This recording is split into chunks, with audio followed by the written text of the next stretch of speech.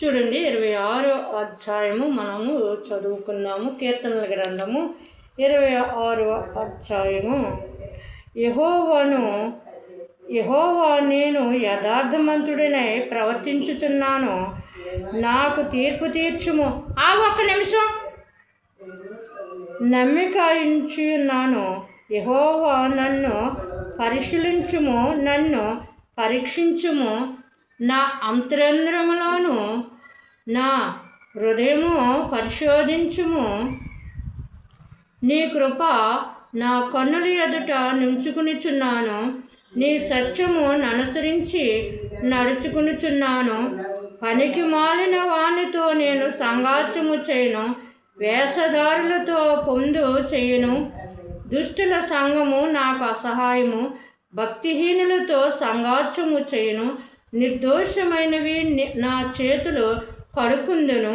యెహోవా నీ బలిపీఠము చుట్టూ ప్రదక్షిణము చేయుదును, అచ్చట కృతజ్ఞతాస్తులు చెల్లించేదను. నీ ఆశ్చర్యకార్యములను వివరింతును. యెహోవా నీ నివాసమందిరమును, నీ తేజమహిమను నిలుచు స్థలమును నేను ప్రేమించుచున్నాను. పాపులతో నా ప్రాణమును చేర్చకము, నరహాంతకులతో నా జీవమును చేర్చకము. వారి చేతిలో దుష్కార్యములు కలవు, వారి కుడి చెయ్య లంచముతో నిండి ఉన్నది. నేను యథార్థవంతుడినై నడుచుకునిచున్నాను, నన్ను విమోచింపుము, నన్ను కరుణింపుము. సమభూమిలో నా పాదములు నిలిపి ఉన్నాను,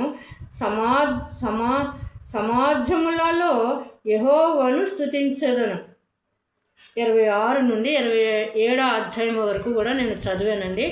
అంటే 26వ అధ్యాయం లెక్క వస్తుంది. ఇందులో కొన్ని మాటలు మనం చదువుకుందాము. ఇందులో ఏంటంటే మీరు చదవండి, చదివితేనే మీకు అర్థమవుతుంది. దేవుడు గొప్ప మరొక అవకాశం దేవుడు నాకు ఇచ్చినందుకు నిజంగా దేవునికి వందనాలు చెల్లించుకుంటున్నాను. అదేవిధంగా మంచి వాళ్ళని ప్రేమిస్తారు అందరూని, చెడ్డవారిని దూరంగా పెడతారు. కానీ ఇక్కడ అలాగే దేవుడు కూడా మనం చూసినప్పుడు ఒక త్రాగుమతిని, వ్యభిచారిని, అక్రమము చేయవారిని అనేక మందిని ఆయన చెంత చేర్చుకుని భూలోకములో, అంతేకాదు ఆయన రాజ్యంలో కూడా చేర్చుకున్నట్లు. అయితే ఇక్కడ కొన్ని 9వ వచనంలో 26వ అధ్యాయము 9వ వచనంలో మనం చదువుకుందాం. పాపులతో నా ప్రాణమును చేర్చకము, నరహాంతకులతో నా జీవమును చేర్చకము అంటున్నాడు.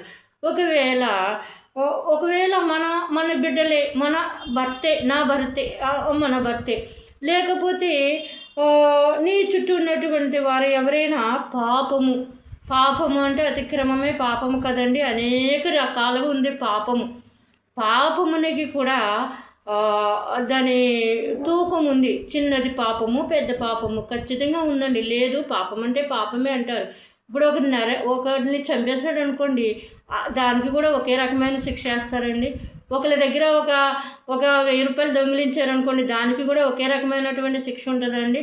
ఉండదండి. ఒకవేళ నీ యొక్క కడుపున పుట్టిన బిడ్డ, నీ పక్కనున్నటువంటి నీ భర్తే పాపాత్ముడైతే అప్పుడు మనం చేయవలసింది విడిచిపెట్టడమేనా? అలా దేవుడు కూడా బిడ్డలను క్షమించాడు, విడిచిపెట్టలేదు. దేవుడు కూడా గొప్ప కార్యములు చేశాడు. అదేవిధంగా నరాంతకులతో నా జీవమును చేర్చకము. జీవము, ప్రాణము వేరు, జీవము వేరు. జీవం అనేది జీవించబడేటువంటి దానికి అనేకమైనటువంటి కారణాలు కావాలి. వస్త్రము కావాలి, వస్త్రం అంతా ఒకటే కాదు కదండి. ఆహారం అంతా ఒకే రకమైనటువంటి ఆహారం కాదు కదండి. అనేక రకాలైనటువంటి ఆహారాలు మానవునికి కావాలి. జీవితం, ఈ యొక్క జీవం అనగా జీవితము. ఈ జీవం ఎవరితోనంటే నరహాంతకులతో. ఒకవేళ నీ భర్తే నరహాంతకుడైతే విడిచిపెట్టేస్తావా? విడిచిపెట్టద్దు బిడ్డ. దేవుడు ఏ విధముగా అయితే చెంత చేర్చాడో నరహాంతకు చేయడానికి దూరముగా ఉండి ఆ మనిషిని మనం ఒక దారిలోనికి తీసుకొస్తే నువ్వే గొప్ప ఇంకా నిన్ను మించిన మానవుడు లేడు, నిన్ను మించిన రాజు లేడు. నువ్వు దేవుని యొక్క బిరుదులోనికి, దేవుని యొక్క ఆ యొక్క పాత్రలోని నువ్వు చెయ్యముంచుతావు. ఏంటంటే ఇక్కడ ఏమని ఉందంటే, ఇంకా వారి చేతిలో దుష్కార్యములు కలవు. కొన్ని చేతులు మీరు గమనిస్తారో లేదో, దుష్కార్యములు, ఒకళ్ళని దొంగిలించుట, ఒకరికి హానికరమైనది కొంచెం పాడైపోయింది పెడతారండి. మంచిది ఎవరో పెట్టరండి. కొంతమంది పాడైపోయింది రా పెడతాను, లేకపోతే వాళ్ళకి పాడైపోయింది, ఇంకా అనేక రకములండి. అందుకని ఏమన్నదంటండి, వారి చేతిలో దుష్కార్యములు కలవు, మంచి కార్యములు. కొందరు చూడండి మంచి పళ్ళు ఎడతారు, మంచి ఎడతారు. మనం చెడ్డ తిన్నగానే వారికి మంచిది పెట్టాలి. వేడివేడి అన్నం పెట్టండి, ఏమి అయిపోదు, మీకు ఏమీ అవ్వదు. ఇంకా దేవుడే మీకు ఇస్తాడు. మనం ఏమి కొలుస్తామో, ఏమి విత్తుతావో, ఏమి జల్లుతావో అదే నీకు వస్తుంది. అంతే. కాబట్టి ఒక అడుక్కునేవాడో ఎవరైనా వస్తే ఒక కొత్త చీర ఇవ్వండి, ఒక కొత్తది బైబిల్ ఇవ్వండి, లేకపోతే కొంచెం అన్నం తీసి ఇవ్వండి, ఏమీ అయిపోదమ్మా. కొందరు సేవకులతో సహా కూడా ముందు దేవుడికి పెట్టాలనే ఉద్దేశంతో నీకు దేవుడు పక్కన ఉండకపోవచ్చు. దేవుడు రూపంలో నీకు ఒక ఆకలితో వచ్చినటువంటి ఈనాడు ఆనాడు ఎప్పుడు కూడా ఆకలితో ఉంటారు. నీ పొరుగు వారికి ఇంత అన్నం పెట్టు, నీ పొరుగు వారికి ఆకలితో ఉంటే ఇంత అన్నం పెట్టు, ఇంత కూర అయిపోపు. తిన్న వాళ్ళకి తినలేని వాళ్ళకి మనం పెట్టలేం, ఆహారం పెట్టు. మరి టైం ఎక్కువైంది. దాని ప్రకారంగా వారి చేతిలో తీసుకున్నాం. వాడి కుడి చేయ లంచముతో నిండి ఉన్నది. ఇటువంటి వారిని చేర్చుకుని ఇటువంటి వారిని మార్గంలోనికి నడిపించడమే మీ యొక్క గొప్పతనము.